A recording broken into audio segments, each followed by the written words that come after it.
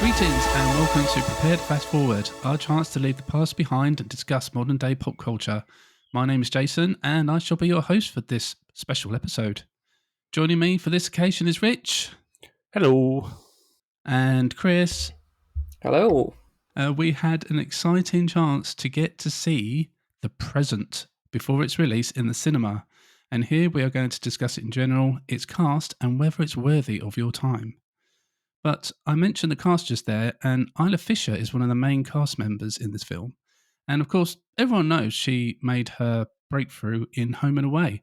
And it made me curious if you guys were a Home and Away or a Neighbours fan, because you couldn't like both. I mean, I used to watch both, but it was more, I think Neighbours was more an obligation to my sister, but I was definitely a team Home and Away. Yeah, so I mean, come on, you got Alf Stewart. I never watched Home and Away. I was solely a Neighbours watcher. I didn't think Home and Away was good enough for my attention. I didn't think it was as good as Neighbours, so I never gave it my time, even though it had Isla Fisher in it, even though Danny Minogue was in there. And I was boom, Neighbours all the way. Thank you very much. What about yourself, Chris? Yeah, Neighbours was not always on, but it was like something to fill that 20-minute gap after kids' TV, you know. So it was watched in our house. Like, I think as we got like to our teenage years, it was watched more. And then our friends up the road, they were a Home and Away family, and they were also a Nintendo family. We had the Sega Mega Drive. They had the Nintendos. But yeah, I didn't really watch Home and Away that much, but it was always Neighbours. Yeah, man. Even now, if you catch like a really old one or a clip on YouTube, you're like, oh man, the 90s. It's definitely more iconic stuff to Neighbours. It was always the one that people think of, but I don't know. Saying about, I like the underdog nature of Home and Away. It was like the B brand one, so. Oh yeah, because they had Danny Minogue and not Kylie Minogue. And Exactly. So yeah, it was the WCW to Neighbours is WWF. So see, what I always remember and what I always like about this time period as well, especially what they did with Neighbours, was like they always used to show it first at like 12:30 in the daytime, and then they would repeat it at like 5:30 in the evening. Yeah, and so it was always really exciting. I remember when I got to see it at midday. During the week for whatever reason, like maybe it was half term or something at school. So then I'd be able to see the 12:30 showing. And I think I was just really excited about getting to see that particular showing. That always weirded me out, that. It's like, it's lunchtime, like your day off or you're ill from school or holidays, like, why is Neighbours on? What the hell? Because you're never at home, are you? You're at school or at work or something. I just always remember the extended break they'd have for the soaps over Christmas, because obviously Australia stopped showing it, and then like if we carried on, we'd basically pass them. And the UK would have like episodes before Australia, so we always end up having like God knows how many weeks of like neither. So I always found that funny.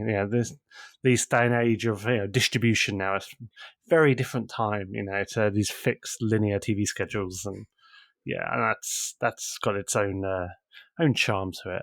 Well, if you're listening, and we'd love to hear if you're a Home and Away or a Neighbours fan and what the reasons were on your choices.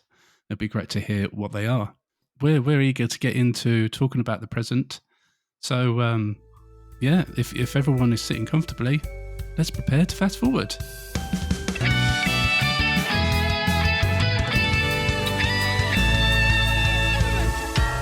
Delivery.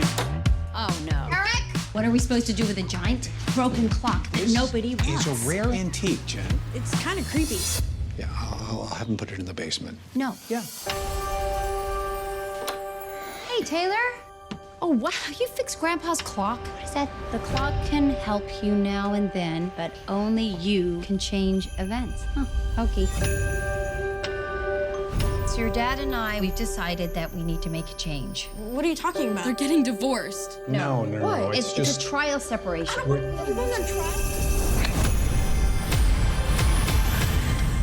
Taylor discovered that Grandpa's clock can turn back time. Mom and Dad are going to break up at dinner if we don't do everything exactly right. Let me help. Sorry about that brutal class. I'm clearly working through some feelings. No wonder they're in trouble. Mom's beautiful and he's a mess. How is that our dad? You're gonna say to him, free haircuts to everyone in the office and it's your turn. How short do you want? This haircut is so cute. This is great. Hey, Devin, what's up? I checked out another place that we manage that you will love. I can show it to you this afternoon. Text from your realtor? Your new bachelor pad is clean and ready. No. There's no bachelor pad! Should I do the honors? I have an idea. I just want to play a writing contest that includes a 4-year scholarship to college. Oh, honey! There's just one condition. The parents of the winning student have to stay married for all 4 years. That's a very unusual condition for a scholarship. We can't afford any more screw-ups. This day may be our last chance. That's $1 million. And it's yours to keep. All you have to do is stay married. Where did that money come from? FBI, nobody move! So a young boy discovers he can use an enchanted grandfather clock to rewind time. He and his siblings use it to try and stop their parents from separating through any means necessary, which results in some interesting situations. The present is releasing on the 24th of May in UK cinemas. And I obviously didn't know what to expect coming into this film. I was kind of pleasantly surprised, really, because this is the first time we've ever done anything like this. So obviously we didn't really know what we were letting ourselves in for. Was this going to be a TV movie quality film? Was this going to be, a proper film release kind of quality film? I just didn't really know what to expect coming in, but I was quite intrigued by that plot line and what was happening in the film. So yeah, sitting down and watching it, I was actually pleasantly surprised with what we got. Was that the same kind of apprehensions that was going through your brains? I mean, yeah, I wouldn't say apprehension, but I think I want to say to this film's credit, but also not. But I feel like there was something incredibly exciting going in so blind to something like this when watching a film like this really makes you reflect on the kind of stuff we watch nowadays, because everything is franchised. Everything that we watch, we have some kind of skin in the game. We know about it in terms of being a property, being a franchise, having established IP. And it's going into this film that is completely self-contained, a moderate production, moderate budget. There's no real big noise about it. It's not some big tentpole film coming out of the Disney machine. It just was incredibly refreshing to go and watch something that really all I had was the title. I didn't know about this film going in. I knew the principal cast, but yeah, I just went in completely blind and I had a nice little time with it. I really did quite enjoy it, and it was very refreshing and very quite cathartic to just watch something that wasn't content. It was an actual, earnest, genuine little film with a story. No mid-credit, post-credit sequence, scenes at the end to hook you in for the next bit. Yeah. And yeah, I had a great little time. It was really just quite a palate cleanser for so much of what we watch these days in terms of TV and films. So yeah, I had fun. Exactly the same. This was my first experience with an advanced screener. I've heard about screeners before. Lots of podcasts I listen to get early screeners for shows or films or anything. But exactly what Rich said, I just want to echo exactly what he said. When we were offered this opportunity and all we had was a cast list, I went to look this film up. I couldn't find anything about it. All I heard was it's an upcoming movie to be released on these certain dates in different territories. But again, we all said on our group chat, this reminded me of those 90s, early 2000s family comedy dramas where you can shut your brain off, you haven't got to pay too much attention, and it's, like Rich said, it's therapy for the soul. It's like a detox. Got its nice little story, nice little family unit with a very personal story being told. As Rich and Jason will all say here, to not have any links with any established anything was nice. And going, like you said, going in blind was nice. So many films and TV shows are ruined before you've even gone into the opening credits. You know what's coming, or you've seen it on socials. And this is quite nice. And it's a nice, cute little family time travel movie. And I had great fun with it. And that's the ultimate goal for a film like this, is it was just fun. Yeah, I think I echo your thoughts. I was actually really pleasantly surprised throughout the film, and by the end, I was happy I'd got the opportunity to watch it because it did feel like just a nice family film. I mean, there were plot holes in there a little bit, but you know, don't worry about the plot holes. It's a time travel movie. They're supposed to be there. Yeah, I suppose. Yes, I was watching this first thing in the morning on my commute to work, so my mind wasn't there yet to even identify anything that I could be like, that's not right. So I was totally like just won over. Yeah, but the cast that they got together for the film were seemed to work well together in the film, and I quite liked the plot overall of the film. I don't think it's a spoiler to say that, like, you know, the family get delivered a family heirloom of this grandfather clock, which their son Taylor clings to like a magnet. And you know, we'll talk about the cast a little bit later and about the characters that they play. But then obviously Taylor finds out that, you know, it's a magic clock and he can rewind time with it, but he can only go back 12 hours. So basically he can just go back to the beginning of that day. And like with the other side of the plot is about their parents, their mum and dad. They're not been getting on very well recently, you know, and they want to do a trial separation. And so these two kind of meld together, and it's about the kids trying to save their parents and trying to keep them together and not separate. And, you know, throughout the film, they're just trying to do all these different kind of things to stop them from separating and be their mum and dad and be there for them. And I really liked that plot. I thought it was a really cool plot. But what did you guys think? Was it a plot that you liked?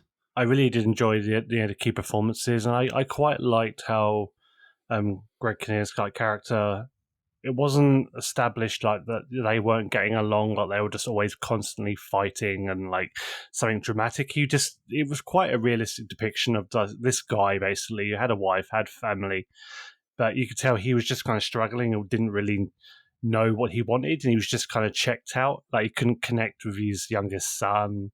And I think he probably wasn't really giving much time to his wife, and he just kind of was I think he seemed like he's a bit of a lost sheep.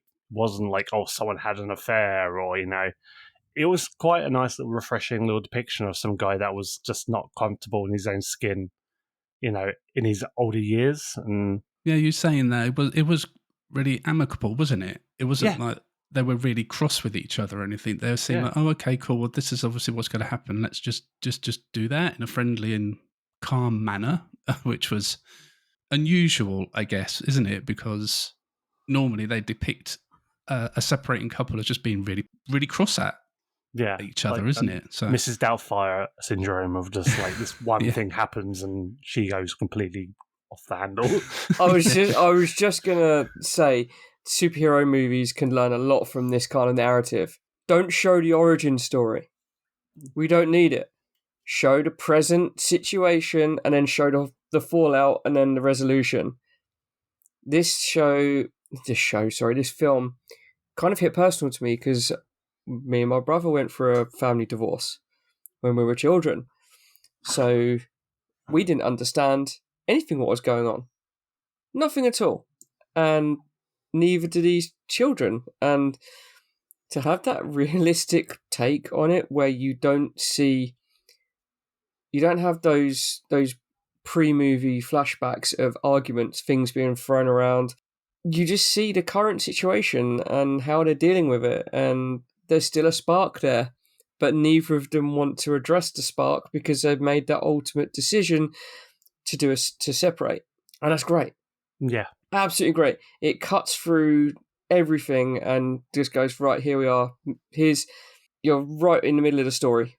Yeah, because I think there's so many tropes with that kind of like thing with the parents. Like you get, the kid crying on the stairs, or does this mean you don't love us anymore, or is this our fault? It's like, nah, it's quite real. Like you said, I mean, kids aren't spectators to all of their parents' fights. So just to kind of, as the viewer, to have that same experience, to not be like a fly on the wall and have all this preamble, just you're in, this is it. It was just quite nice and realistic and a bit nuanced. And yeah, I mean, it's a credit to it, because they could have gone broad with it and just made this like thing that happens, and it's all like, oh my god, they're going to split up. But it was really understated and quite refreshing.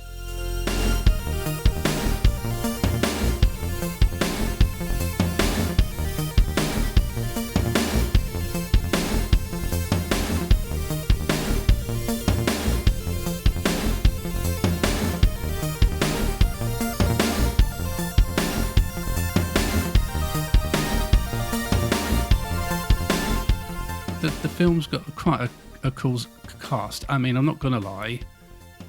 When I found out it had Isla Fisher in it, I was more interested in seeing the film than before I knew that fact.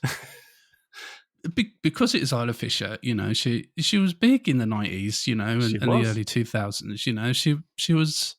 She married Borat as well. Exactly, she was just one of those women that, a lot of us probably had crushes on and probably still do. Yeah.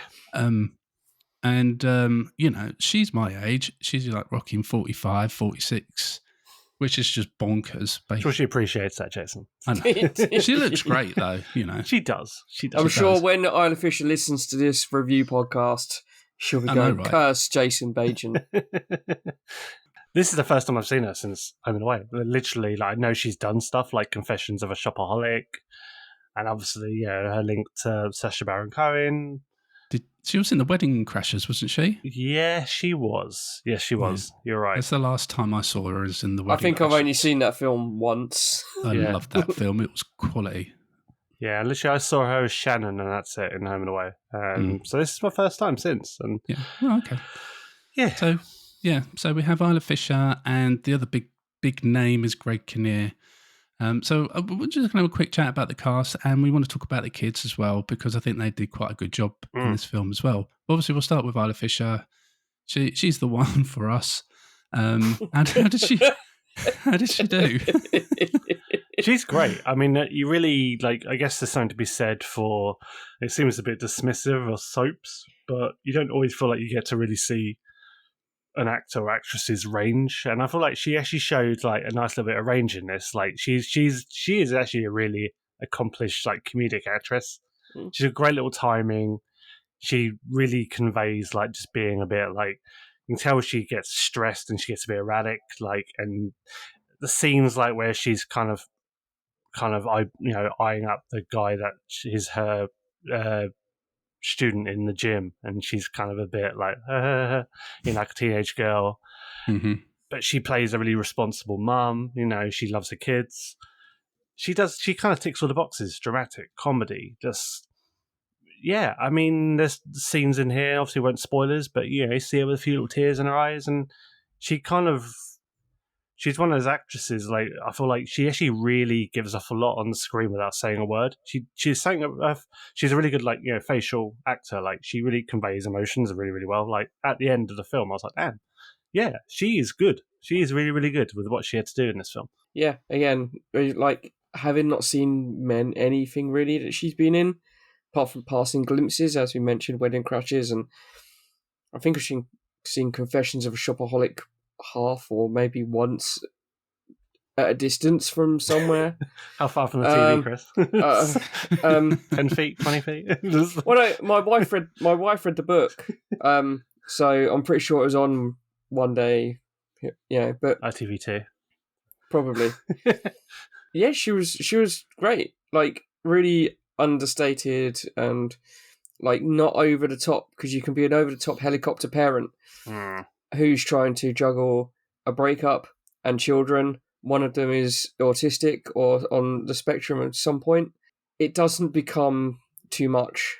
Like, she's got it together, like, but she never loses her shit, never loses her cool with anything, with anyone. In fact, neither of the parents do. I don't remember any scene where they really lost their cool and like shouted. And I think there was one scene I remember, but yeah, most of the time they didn't.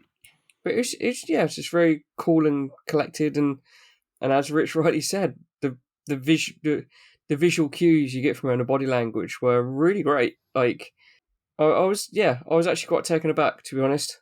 She never looked out of place, I think is the best way I can say it. Like, she nailed the role that she was there to play. Yeah, and she never like looked uncomfortable or anything in the role. She did a great job and very believable as the mum. I think it's weird though to see these kind of roles now. Well, I mean, obviously it's not just exclusive to Isla Fisher, but especially when you saw her in Home and Away, and then like years and years later, you're watching her again for the first time, and obviously we've all aged up now, and I'm like remembering Shannon from Home and Away going like, you know, to Summer Bay High, and then suddenly, like, oh yeah, she's like married to Greg Kinnear now, and she's got like 3 of these kids, and one's like older teenager. I'm like, oh, God, we're all getting older.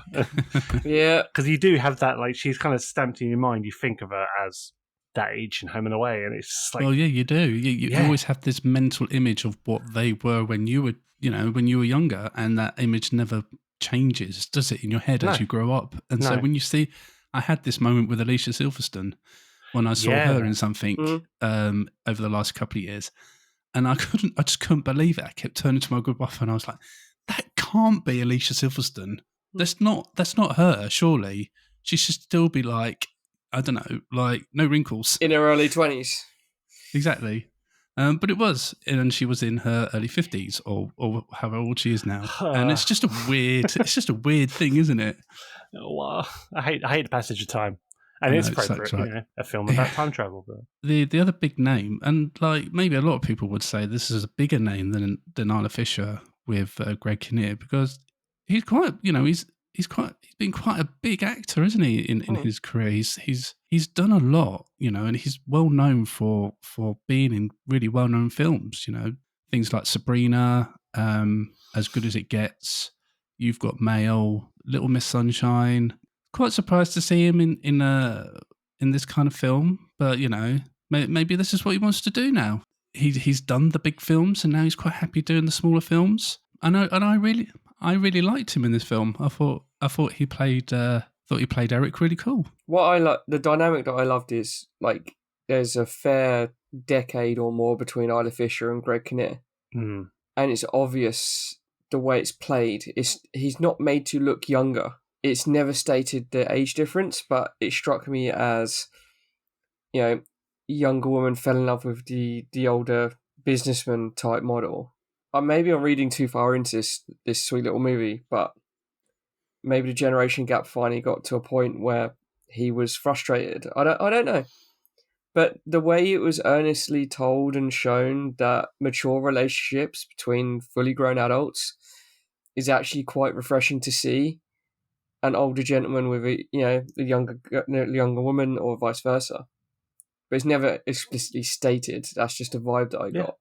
And it's nice we can kind of extract that kind of stuff from the film, whether there's intentions or not. I like it. I like it that we kind of analyze it and join dots and think, well, maybe like you said, discontent in the marriage is because there's this slightly more than moderate age gap.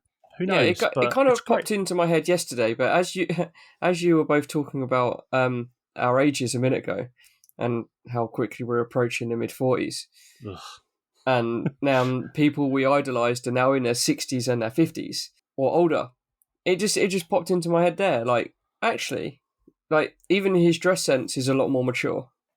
Yes. Than hers. She's wearing like floaty summer dresses and hair's all done up nice and stuff, and he's got these kind of like vintagey kind of look to him, and this kind of elder statesman, nobility thing about his character, and it's kind of nice. I like the vibe.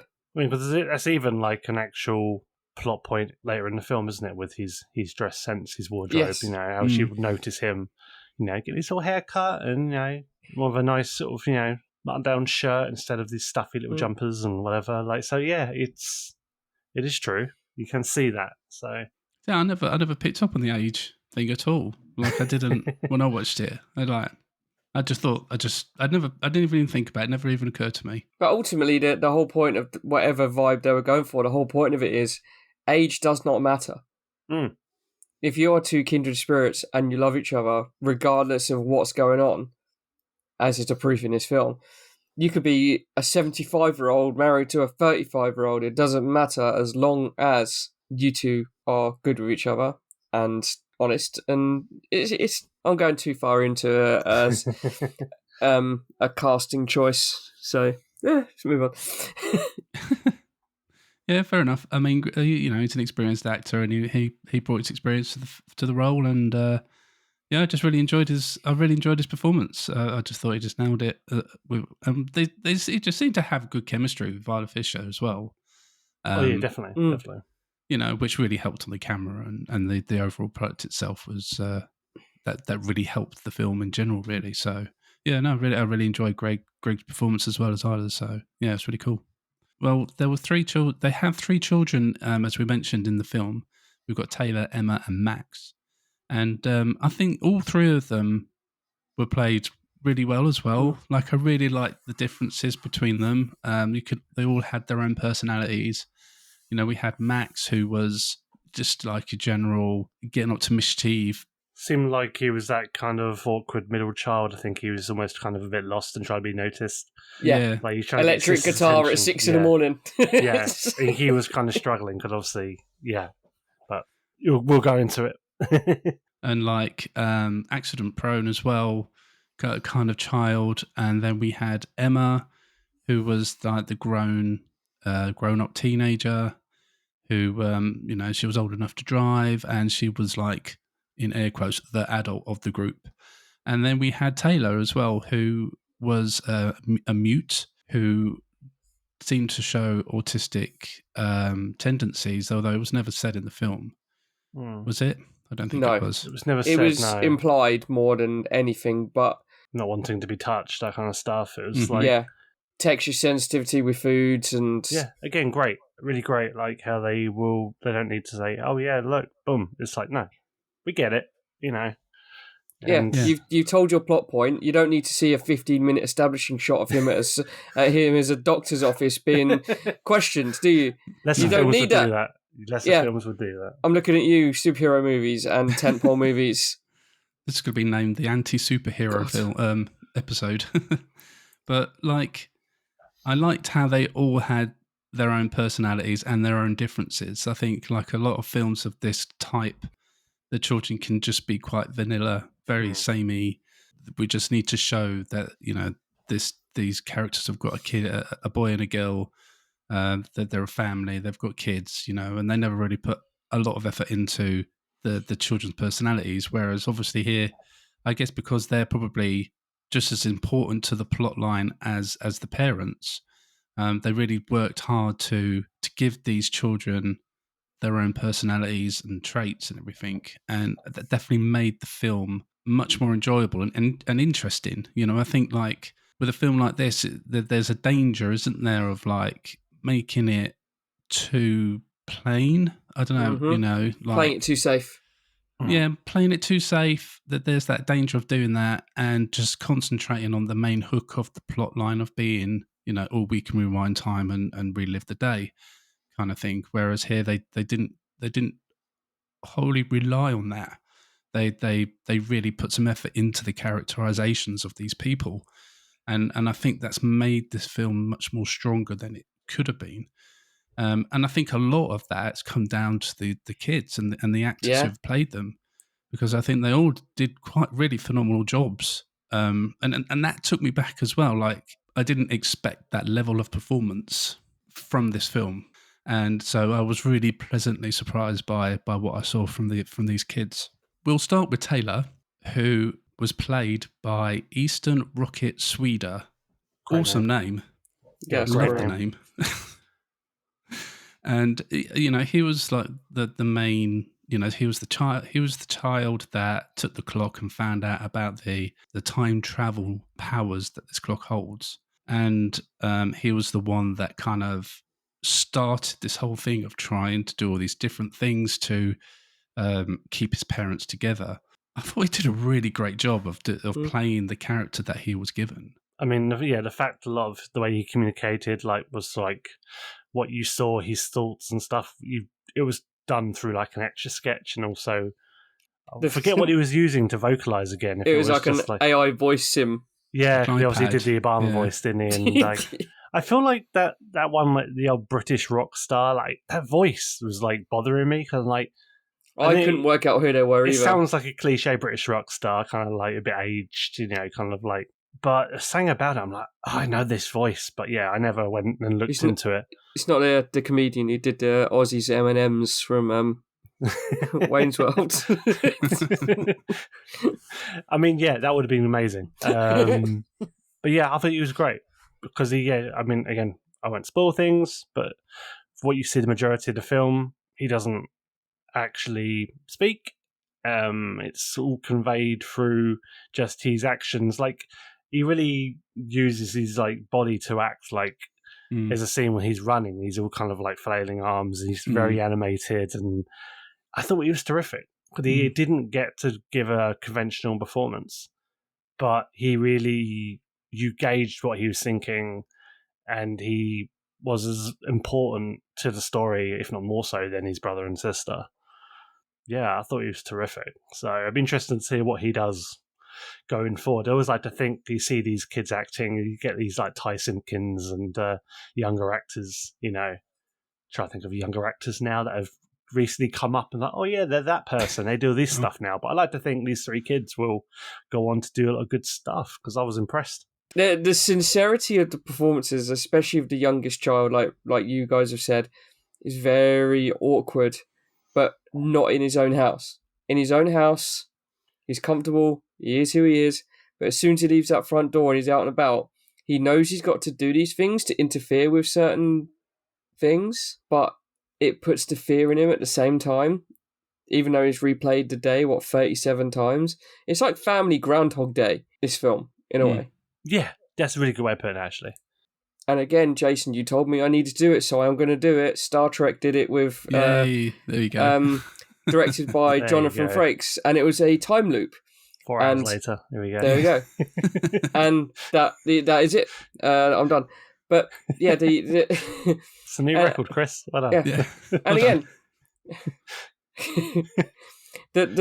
when she goes into the basement, which is obviously his safe space, the clock's in there, and he's got all these old. I don't know if you guys clocked old computers, old iMacs and Hewlett Packards, and like, oh yeah, I saw the old iMac. CRT monitors and like circuit boards everywhere and tools. And I'm like, yeah, something about this kid likes electronics and gadgets and stuff.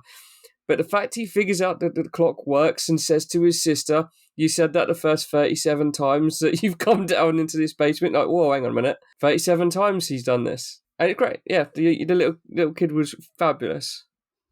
Yeah, I really like the way he used his body language in the film. Just like Rich kind of said, and his facial expressions. It really brought out what he was thinking and what he was trying to say without actually saying anything. So yeah, big kudos to Easton. He rocked the role of Taylor very well.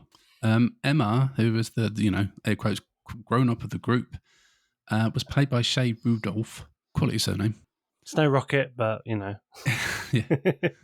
Now, like, she did really well in the film. Like, she was believable as the elder sister, and like she fitted into the family dynamics really well.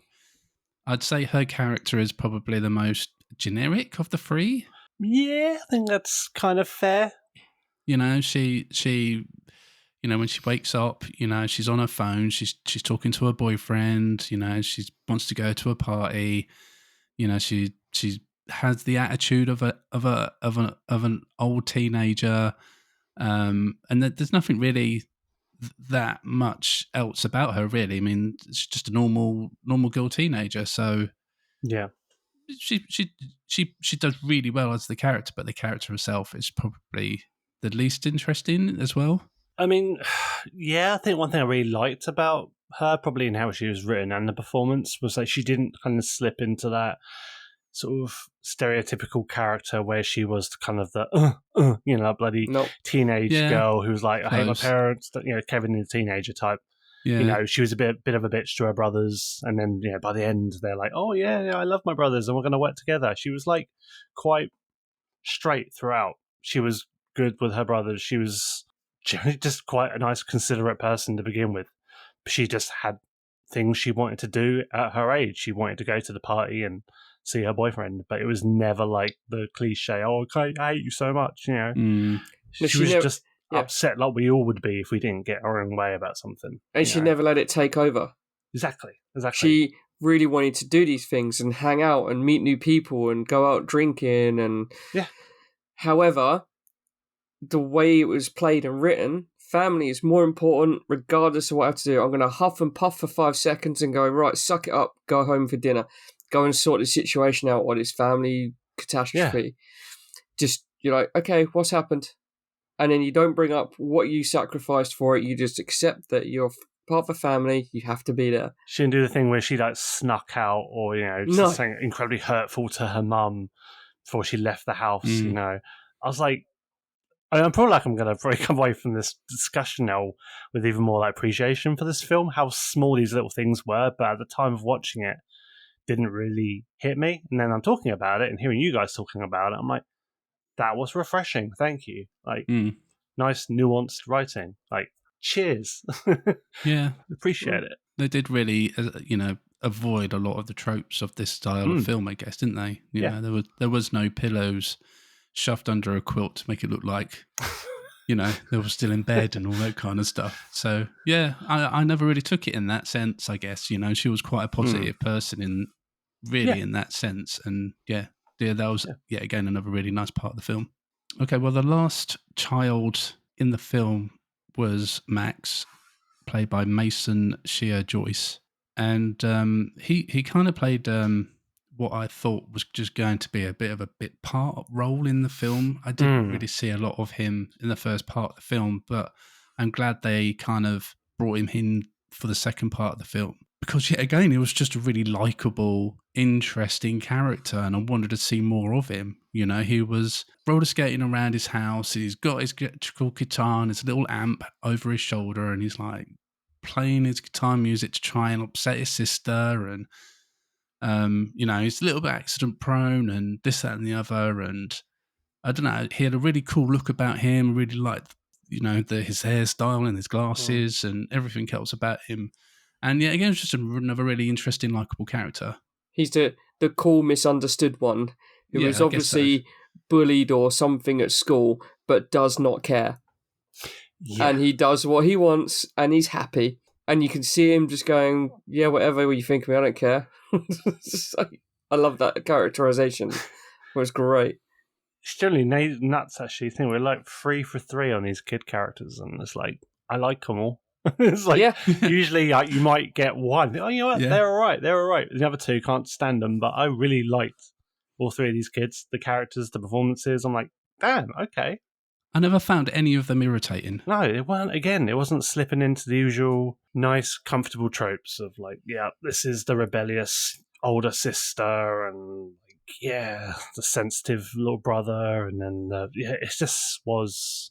But cleverly, like they do with a lot of family movies, like I can't believe we're going in a deep dive into a family comedy drama movie, but they give all the annoying traits to the supporting adult cast members. Oh, yeah. Oh, the counsellor. The counsellor guy. The marriage counsellor. Yeah, the marriage counsellor. The guy that hits on her at the fitness club. Is a fitness club, isn't it? Yeah. Yeah. And who's the other guy? There's a third one. The realtor, the guy renting the flat. Like they're all the obnoxious, tropey, annoying people. But if you're a child or a young family watching this, it normalizes you, but makes the adults seem the toxic, traded, annoying pieces of garbage that you just want to kick in the face. I mean, you bringing up the counsellor. I mean, he was a quality character. I did like him in and what happened with him. I thought he was quality. That was a good shout. So again, it's more of a gag. I won't spoil it, but it's like there's one bit later on when they're in like a session with the counsellor, and like he's missing the one thing he cares about, but then you see him on his phone. He's watching videos of that one thing, I just thought that's brilliant. Like it was such a quick little thing. Like, yeah, loved it. I loved it. I really, I got a proper little chuckle out of me from that. So yeah. But Max did have his time, and he really like. Got himself involved in the story, and just quality. Love them all.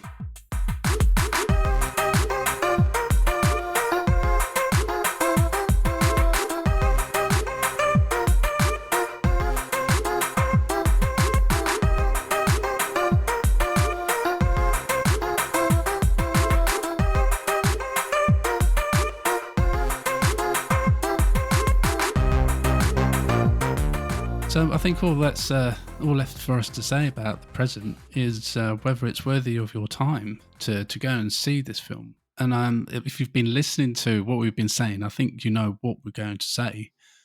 But we're going to say it anyway. So we'll just go around and and find out what we all think. And we'll start with Chris. Chris, do you think that people should go and see this film, or save some time to see it in the future? I'll save some time in the future. I got that reference, Jason. That was well done. I was intentional or not. You wind that grandfather clock back. Although I did find it curious that it wasn't a 24-hour time jump being a clock, but then I suppose it's an analog clock. So yeah, ignore Don't worry that. about the plot holes, Chris. It's just a clock time machine. Yes, Don't worry it about should work, and it does work, and it works so well that I would say yes, go and see this film. It's not gonna like trigger anything. It's just a nice little movie about children trying to keep their parents together, and neither of the parents are toxic. They've just got different sensibilities, and it's just a lovely film. I had so much fun with this, and when I was watching it yesterday, I was just like, a certain scene happening. Oh wow, that's cool. They've managed to pull that off, and they've done that, and it's just a lovely movie. Like, really well done, and I need to give a big up for the composer, because man, that score went hard. Yeah, that's one thing I never really thought about, but yeah, I noticed that. That drum beat, man, that almost altered your heartbeat. The drum beat was so happy, and it took me back to watching these kind of films when we were kids or young adults. And the score was great. It was just electric and full of drums and percussion, and had that real kind of like yesteryear kind of whimsical kind of feel to it. It just felt it kind of just carried you away. Like, and I loved that. It was kind of, again, one of the understated charming things about it. And yeah, you're right. But yeah, I recommend this. It was good. Really positive experience watching this. Yeah, I agree. For the subject matter of the film, I guess, where two people are splitting and they want this separation. You can look at that and think that it could get quite heavy, or it could get quite dark, or, it could just be quite a negative experience. But, as we've said, they really tackled it in a positive way and really shown light on how you can behave when you're in this kind of situation. And that's something that's really cool to see being portrayed, because you do see the more negative sides of this kind of thing more often. And people kind of get that in their head that that's the way in which they're supposed to behave when they're in a marriage split or a relationship split or whatever. And this film just really gives that positive shine to how you can behave as actual proper controlled adults. And that was a really cool thing to see. And we said about the kids, it's the kids are all really interesting and in individual, with all their own personalities, and they show a really positive way in which to behave as well, and yeah, it was just really nice. And the film, it's a very touching film. It's a very heartwarming film, but it's also a very funny film. And there are lots of moments throughout the film where they're in situations, it's not slapstick comedy or anything, but it's just fun to watch them trying to do what they're doing in these certain situations and what they come up with to try and do these things. You know, I did appreciate the Bumblebee mask popping up. That's quite cool. Yeah. So, and even name drop it. Bumblebee stole my phone. What? Yeah. So, you know, and also they've managed to make this film like just really family friendly. You know, there's no swearing, there's no violence, there's nothing. It's just a nice, safe, enjoyable, positive watch.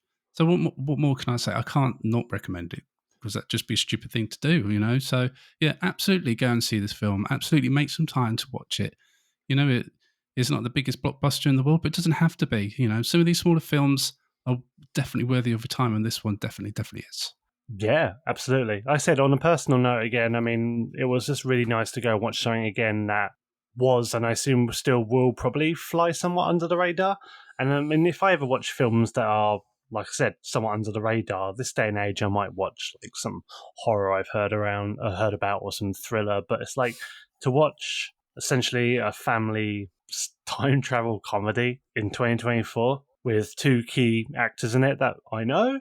The rest of it, it was just really nice, refreshing, fun experience, and I kind of want more of this now. I almost feel like it's kind of pulled something back out of me, and I'm like, you know what? I want to support more of these films and see more of these sort of films do well in a day and age where we're just driven by franchises.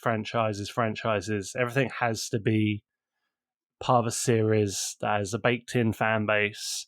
They can't just come at you with original ideas. It has to be a remake of a property.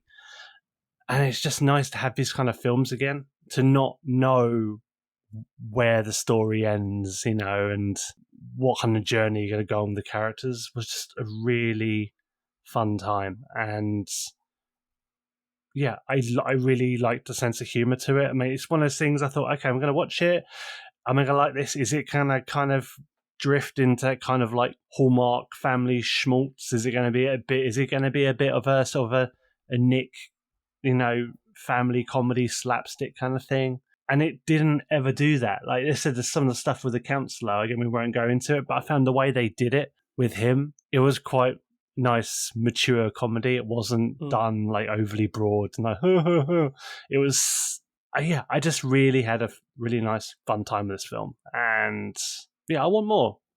So I don't know what this director's done before, what the writers have done before, what they're going to do next, but they kind of make this their kind of thing. And obviously, yeah, diversify, do different kind of films, different kind of stories, but I want more stuff like this now. I want to watch some more family comedies. Thanks. Yeah. So put down the superhero films and, you know, the horrific horror action films. Watch some more family comedies with time travel devices. Yeah, go bigging it up for the low budget, as Rich said, under the radar kind of movie. Yeah. And my litmus test for these kind of films are, I have young nieces, and I listen, and if I hear them say, "Oh, I've seen that film," and then I listen to a conversation, if one of them says, "Oh, it was shit," or one of them says, "Oh, it was great," I'm like, "Oh, okay, that's how we're judging it." So, if this film turns up on my radar after the kids have watched it or may have watched it, and it's positive, yeah, that's job well done. It's not a perfect film. There are problems with it, but you know, like I mentioned, there are a few plot holes, however. But you know, don't worry about it. It's just a fun, awesome time. So, like I say, the film is out on the 24th of May. So yeah, please go and make some time to go and watch it. If you've got a Cineworld Unlimited card, it's not going to cost you anything extra, is it? So go and have some fun. It's only an hour and a half long, so it's the perfect length as well. This day and age, I see like 90-something minutes, and I'm just like, oh, beauty!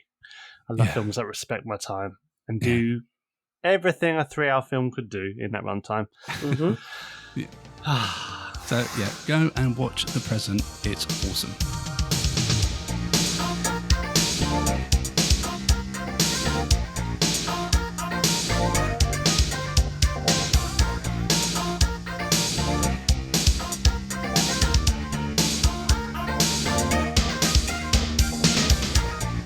We've reached the end of the episode. Thank you, as always, to you who's listening right now for your company. We really do appreciate you and your support. please go and check out everything we have got going, including our Discord, website, and game reviews. Links to everything will be in the show description, including one for our Patreon. Episode 2 of Pick and Mix is out. It's sitting there ready for you to listen to, all on VHS, VCRs, videos, and all that kind of stuff. And it was a really good conversation. So yeah, please go and have a look at that for us. But if it's not right for you right now to support us monetarily, then please consider supporting us for free by giving us a rating or review and a review on your podcast app of choice. But guys, you know what's coming up? It's time to say goodbye. I got nothing interesting to say about that. Goodbye. That's all I'm going to say. So that's exactly what you guys have said the last 37 times we've recorded this. What? What are you talking about? See, this why Chris is good at this shit. Seriously. Yeah, see. Oh, for once I was ahead of Rich. Blimey. That's the first. You could say, actually, I was setting Chris up. So I was actually, that was my bit. And Chris was going to make the joke about 37 times. So I'm sure it was 37 times. I might be getting my number wrong. 37 times. I'm sure it was. Positive. Well, all that's left for me to say is that my name has been Jason, and you've been listening to Prepared Fast Forward. And we will see you all back in the past real soon. Take care. Bye. Bye. Bye.